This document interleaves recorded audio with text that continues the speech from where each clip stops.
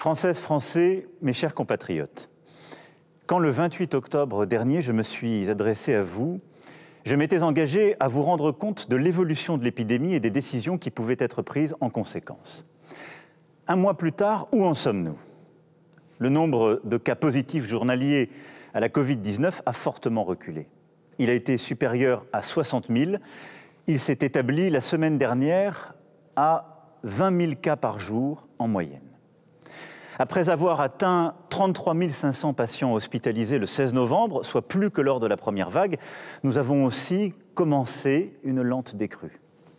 Le nombre de personnes en réanimation du fait de la Covid-19 est passé de 4 900 le 16 novembre à 4 300 aujourd'hui. De ces données, il ressort que le pic de la seconde vague de l'épidémie est passé. Lors de ma dernière intervention, nous redoutions des chiffres bien pires encore.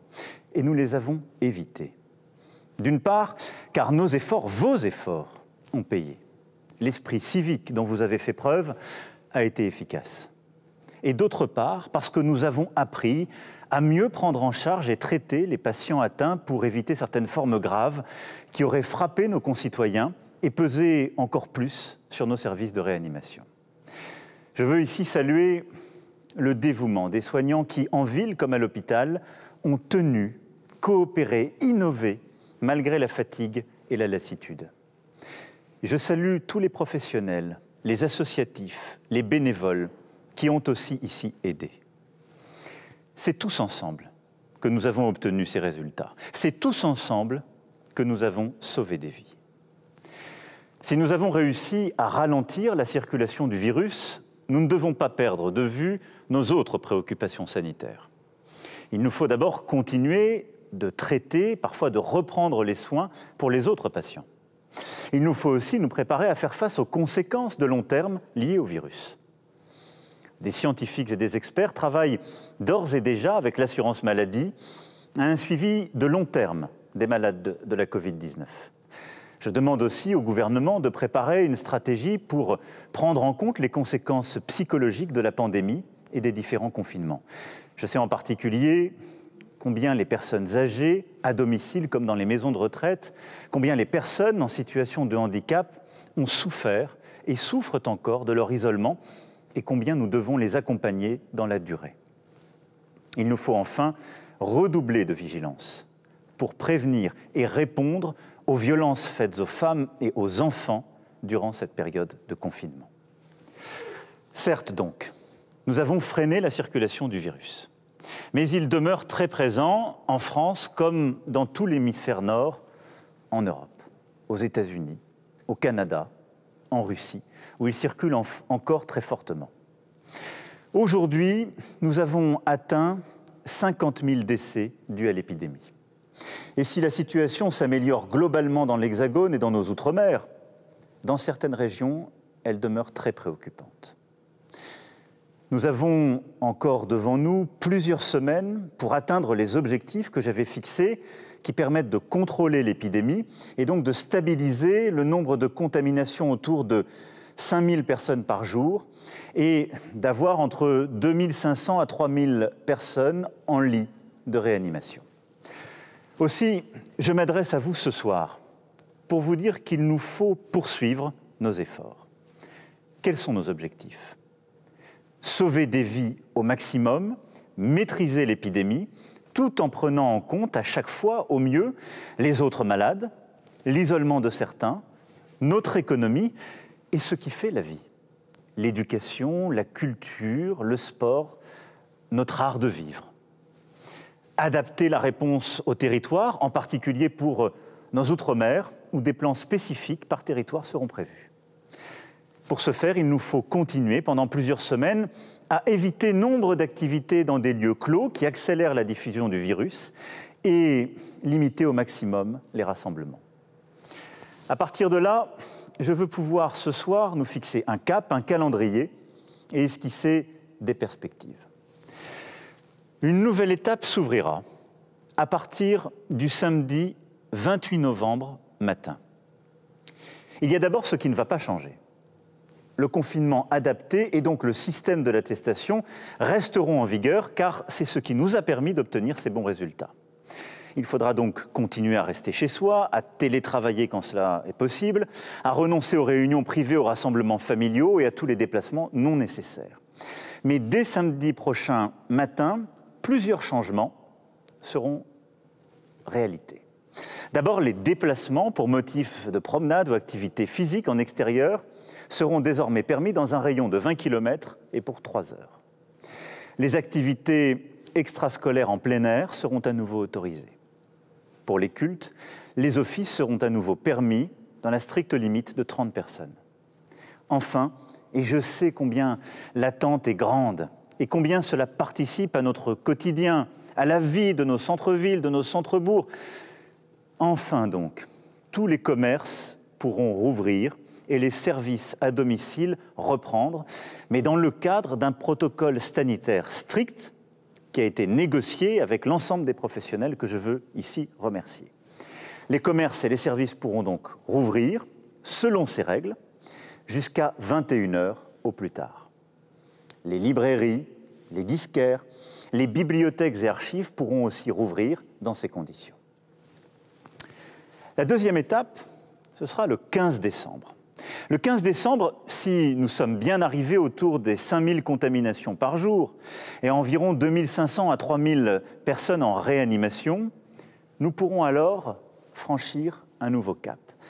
Alors, le confinement pourra être levé. Nous pourrons donc à nouveau nous déplacer sans autorisation, y compris entre régions, et passer Noël en famille. Il faudra au maximum limiter les déplacements inutiles.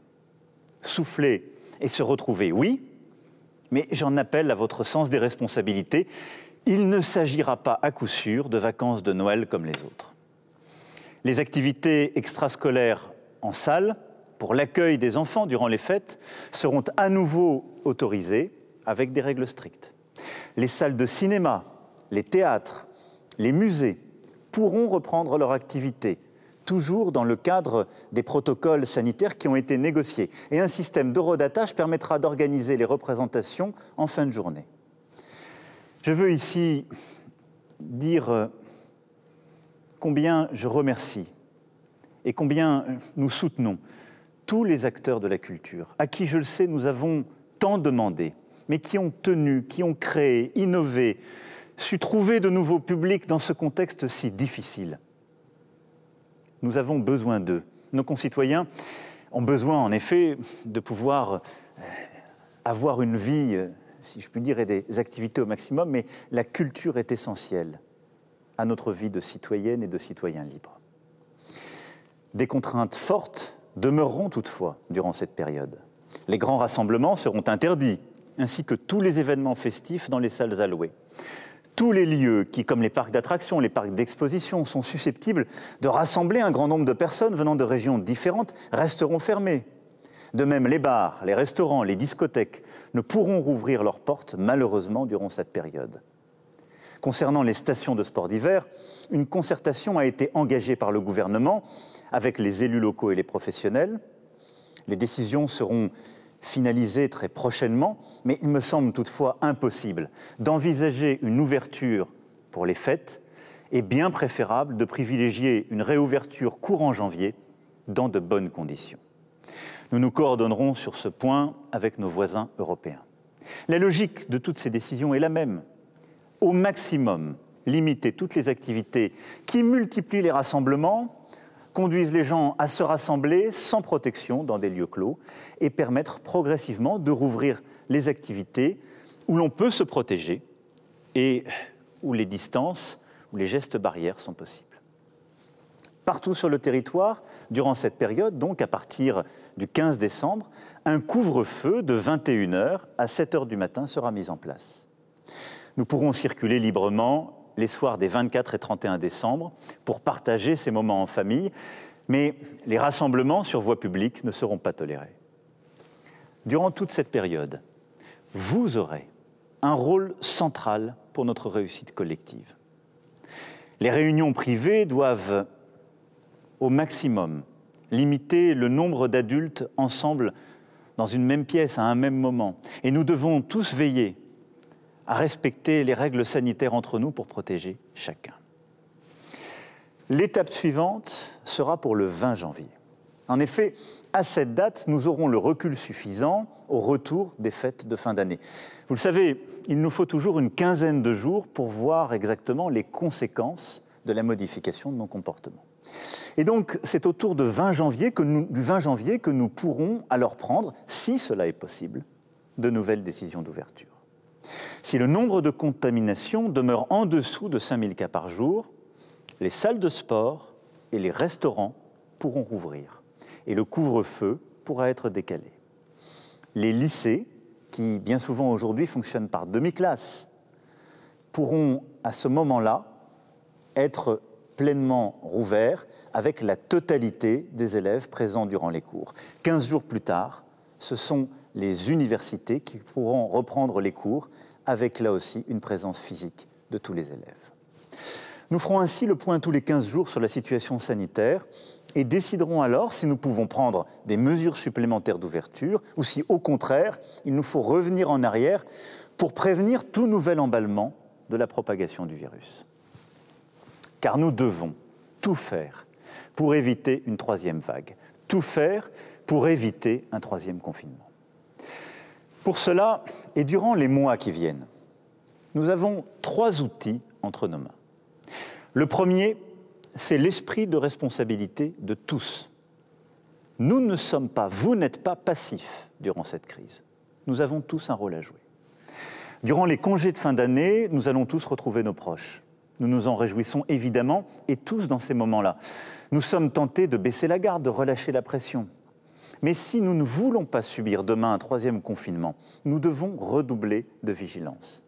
Protégeons nos proches, en particulier les plus vulnérables. Portons le masque, y compris à la maison lorsque nous sommes avec des amis ou avec des parents qui n'habitent pas au quotidien avec nous. Veillons à ne pas être trop nombreux à table. Appliquons scrupuleusement tous les gestes barrières, se laver les mains, respecter les distances, aérer toutes les heures les pièces. C'est du bon sens et de l'exigence, mais chacun de nous a entre ses mains une partie de la solution. Notre second outil, c'est la stratégie tester, alerter, protéger, soigner, que nous sommes en train de réorganiser pour la rendre beaucoup plus efficace. C'est à mes yeux l'outil le plus important dans les semaines et les mois qui viennent pour contrôler le virus. Tester.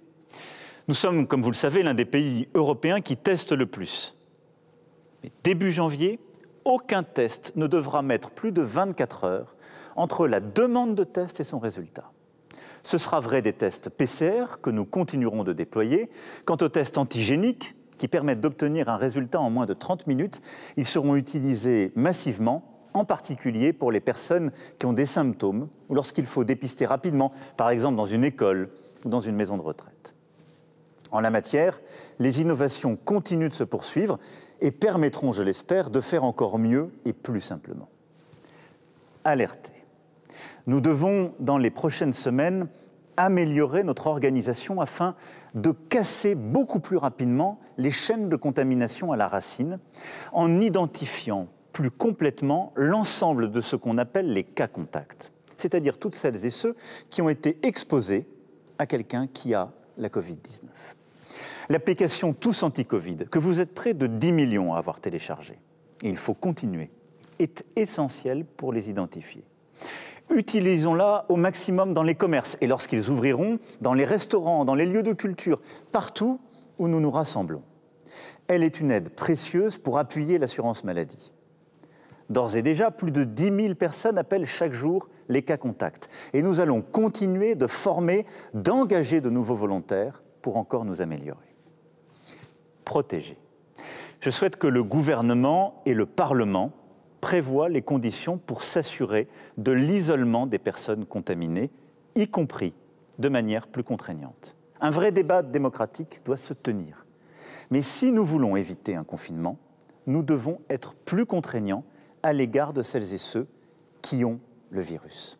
Ces personnes seront accompagnées sur le plan matériel, sanitaire, psychologique. Cette nouvelle stratégie associera, outre les services de l'État, les maires et leurs services, comme les associations concernées. Soigner, traiter. Beaucoup de progrès ont été faits et nous pouvons nous féliciter de la mobilisation de nos soignants. Nous devons continuer d'améliorer la prise en charge et le traitement dès le diagnostic en médecine de ville et à l'hôpital pour réduire encore davantage les formes graves.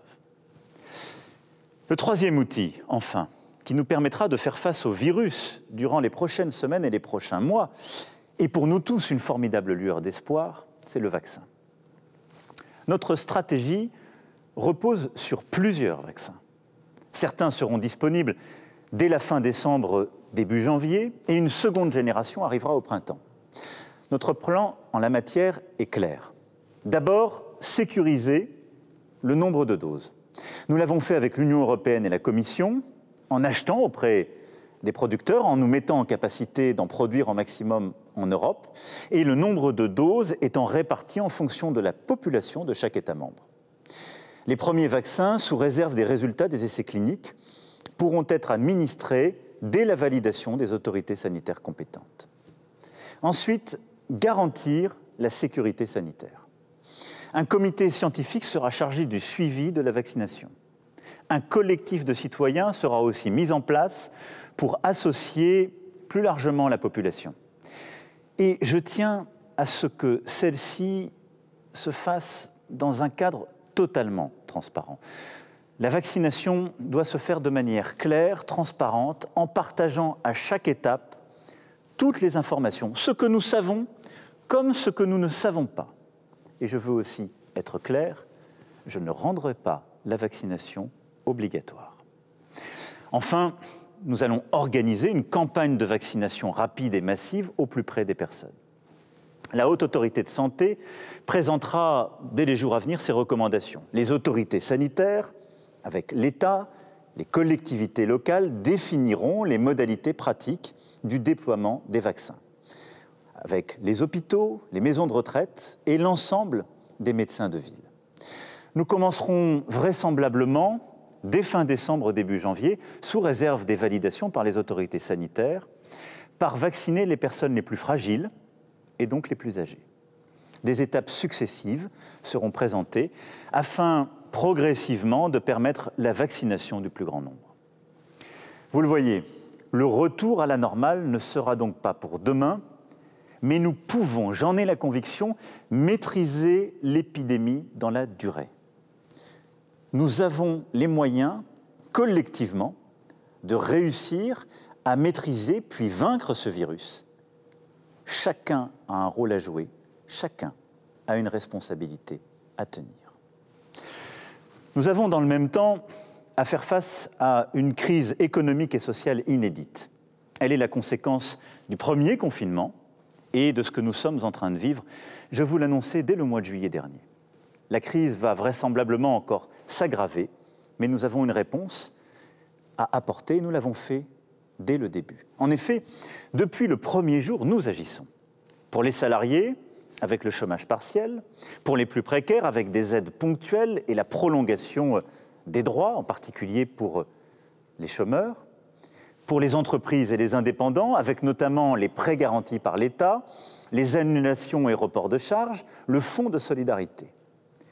Quoi qu'il en coûte n'a pas seulement été une formule, mais bien des actes et une réalité. Nous avons renforcé cette réponse lors de la deuxième vague. Et je veux ici remercier le Premier ministre et l'ensemble du gouvernement qui, en concertant, en travaillant, a permis de compléter les choses. De nouvelles aides sociales ont été décidées. 150 € seront versés en fin de semaine aux bénéficiaires du RSA et de l'allocation de solidarité spécifique, aux étudiants boursiers et aux jeunes de moins de 25 ans non étudiants touchant les allocations logement. 100 € par enfant seront versés pour les familles bénéficiant des APL. Au total, 4 millions de familles et 1 300 000 jeunes seront aidés. Les aides aux entreprises ont été significativement renforcées en décalant les échéances des prêts garantis par l'État, en exonérant à nouveau des charges, en augmentant à 10 000 € le fonds de solidarité, notamment pour ceux à qui, indépendants, commerçants, entreprises, nous avons demandé, j'en ai conscience, beaucoup d'efforts beaucoup de sacrifices, alors même qu'ils craignaient de perdre le fruit d'une vie de travail. Ils sont tous essentiels, tous, à la vie de notre nation. Dès les prochains jours, nous allons encore compléter ces aides. En plus des dispositifs déjà existants, les restaurants, les bars, les salles de sport, les discothèques, tous les établissements qui resteront fermés administrativement se verront verser, quelle que soit leur taille, 20% de leur chiffre d'affaires de l'année 2019, si cette option est préférable pour eux aux 10 000 € du Fonds de solidarité. Je sais les sacrifices que nous avons demandés à beaucoup de ces entrepreneurs. Je sais combien nos restaurateurs, les entrepreneurs que nous avons fermés administrativement, veulent surtout travailler. Ils ne veulent pas être aidés. Ils veulent pouvoir continuer à se lever tôt le matin et à faire ce qui est leur travail, en même temps leur passion. J'ai conscience du sacrifice que nous leur demandons. C'est pourquoi nous allons apporter cette aide encore exceptionnelle jusqu'au 20 janvier prochain, je l'espère, date à laquelle nous pourrons les réouvrir. Les saisonniers, les extras qui n'ont plus d'engagement depuis des mois, les précaires qui travaillent les années précédentes mais ne retrouvent plus d'emploi, les jeunes qui n'arrivent à trouver ni emploi étudiant ni premier emploi, trouvons une réponse exceptionnelle à leur situation. Le gouvernement présentera cette réponse dans les prochains jours. Le plan « Un jeune, une solution » fera l'objet de moyens accrus et j'invite tous les jeunes à se renseigner sur la plateforme prévue à cet effet. Toutes ces décisions sont le fruit de larges consultations menées par le Premier ministre et son gouvernement avec les partenaires sociaux, les élus locaux, les forces politiques. Elles sont éclairées par la science. Il y a certes beaucoup de choses que nous ne maîtrisons pas, mais j'assume pleinement les décisions que je vous expose aujourd'hui. Et j'assume de les prendre pour vous protéger au maximum dans ce contexte exceptionnel. Mes chers compatriotes, j'ai conscience de vous avoir donné beaucoup de détails ce soir, mais je pense que c'était nécessaire pour vous permettre de vous figurer dans les prochaines semaines comment nous allons nous organiser si chacun nous tenons notre rôle. Il y a toujours beaucoup d'incertitudes et il nous faut garder en la matière beaucoup d'humilité, ce virus nous l'a appris. Mais je ferai tout ce que je peux pour me battre à vos côtés, pour vous protéger et réussir à maîtriser cette épidémie. Cette épreuve qui dure depuis bientôt 1 an est difficile pour chacun de nous et nous ne sommes pas au bout. Et je ne veux pas que nous nous laissions aller ni à la résignation ni à la colère. Je suis optimiste, car toute crise comporte une part de progrès, une part d'espérance. Regardez comme ces 9 derniers mois nous ont permis aussi de réussir ce que longtemps nous avions pensé impossible. Nous avons su rendre notre État plus efficace pour faire face à l'urgence sanitaire comme économique. Nous avons collectivement transformé l'hôpital, notre système de soins. Nous nous sommes appuyés sur le numérique pour rapprocher les commerçants des citoyens dans les territoires, pour continuer à travailler, à apprendre, à soigner. Nous avons fait preuve d'une capacité d'innovation, d'un sens de l'inventivité qui seront décisifs pour construire le futur et affronter les crises qui viennent. Nous avons été solidaires comme jamais. Nous avons aussi identifié certaines de nos faiblesses. Une organisation imparfaite, trop de bureaucratie, parfois un sens des responsabilités inégal, un manque de souveraineté, parfois aussi pour certaines de nos productions. Dans les prochains mois, il nous faudra consolider ces forces que parfois nous ne soupçonnions pas et corriger ces vulnérabilités que parfois nous ne voulions pas voir. Pour ce faire, nous devrons nous en remettre au savoir et à la science, ne jamais céder au complotisme, à l'obscurantisme, au relativisme. Nous devrons continuer à innover, à créer, à entreprendre. C'est la force de l'esprit français. Nous aurons à redresser notre économie tout à la fois en investissant, en travaillant et en étant solidaires. À ce titre, le plan de relance de 100 milliards d'euros permet de préparer l'avenir de notre économie en créant des emplois dans des secteurs nouveaux et en les développant. Mais pour les semaines à venir, nous devons chacune, chacun, à la nation, l'esprit de responsabilité. Nous nous devons, les uns aux autres, aussi, beaucoup de bienveillance. Les esprits sont parfois fatigués et les débats s'échauffent. Et dans cette période, nous ne devons pas nous laisser nous emporter. Tenons-nous ensemble autour de nos valeurs, autour de notre histoire, dans cet attachement à notre démocratie, à notre humanisme qui demeure aujourd'hui comme hier nos plus sûrs atouts. Alors, nous pourrons inventer un nouvel avenir français. Mes chers compatriotes, une nouvelle fois, nous serons, j'en ai la certitude, au rendez-vous des défis des semaines et des mois qui viennent. Notre génération a ensemble à vaincre cette épidémie, à affronter le terrorisme, à affronter la crise climatique et celle des inégalités.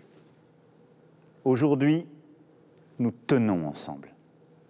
Demain, nous vaincrons ensemble.